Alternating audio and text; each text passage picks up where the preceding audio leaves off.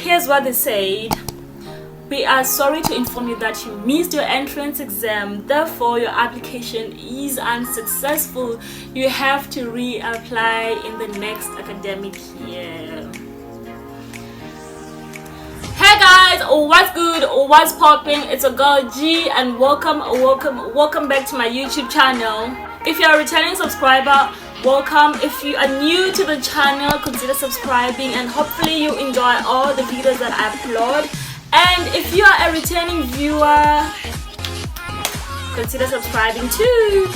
I ran an Insta poll a few days ago asking what type of videos I should create, and one person suggested that I make a video on why I decided to study in China and if I regret my decision of studying here or not. So without wasting time, let's get straight to it. Alright, so it was in the final year of high school when I decided to apply for university, but I really wasn't considering studying overseas. I just wanted to study out of the country but close by.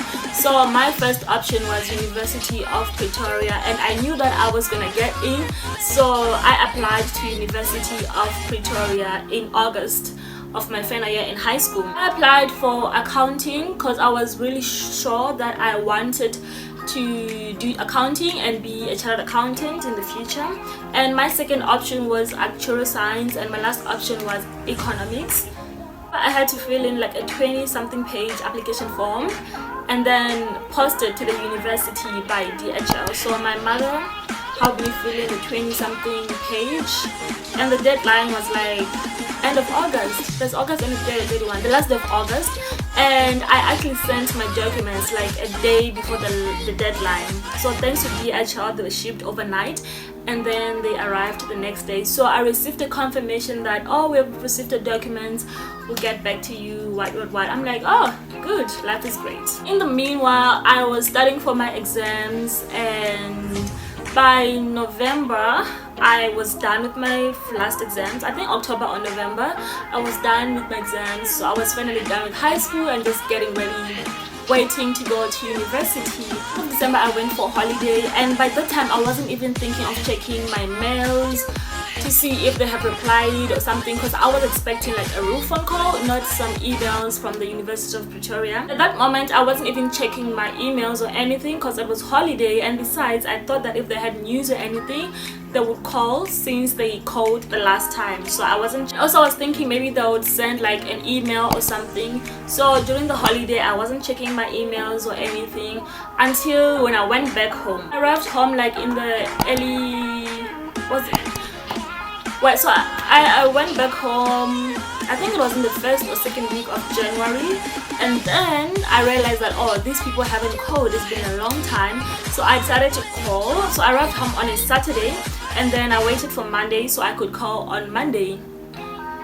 So Monday morning I called the school. I was like, hi, I applied. So they asked for my student number and everything, since I had already gotten one when I sent in my application, and then I told them everything. And here's what they said. We are sorry to inform you that you missed your entrance exam, therefore your application is unsuccessful. You have to reapply in the next academic year.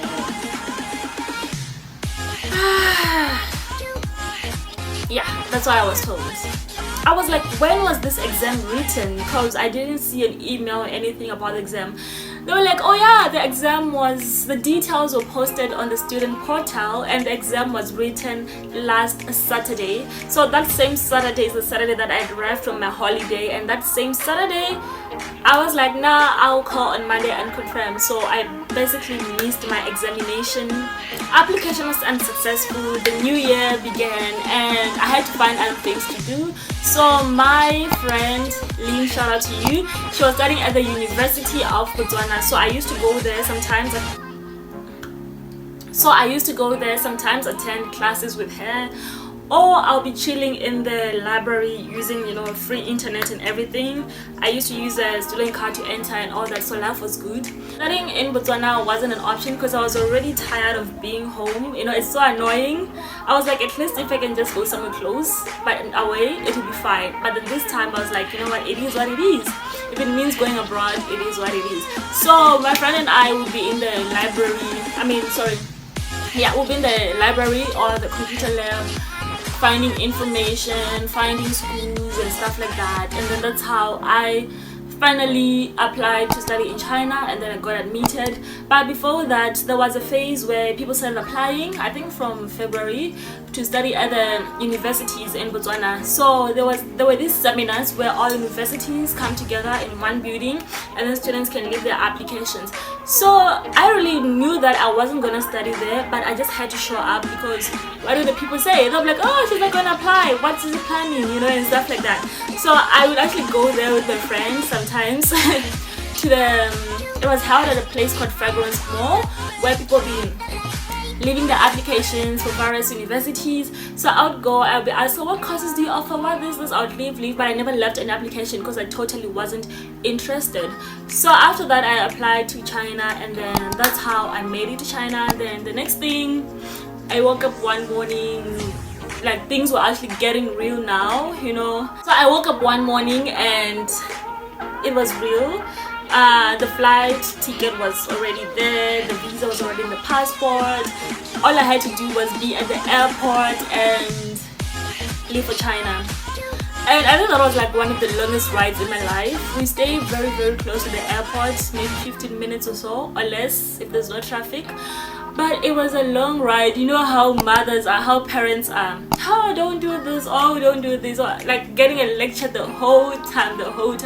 So I was actually getting a lecture the whole way. Like it was the longest journey to the airport ever. And then I remember after I boarded the plane, I actually started crying. Because it now felt real, because everybody, I'd left my mom, I'd left my sisters, my dad, everybody, my friends. Like it was real. I actually started crying, and this other lady was like, what's wrong? I was like, no, it's fine, I'm okay.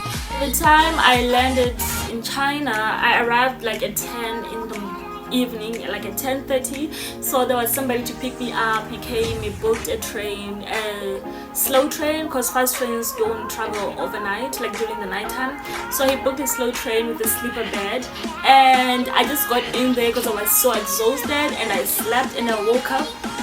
And I arrived in my city. Like it was just that crazy.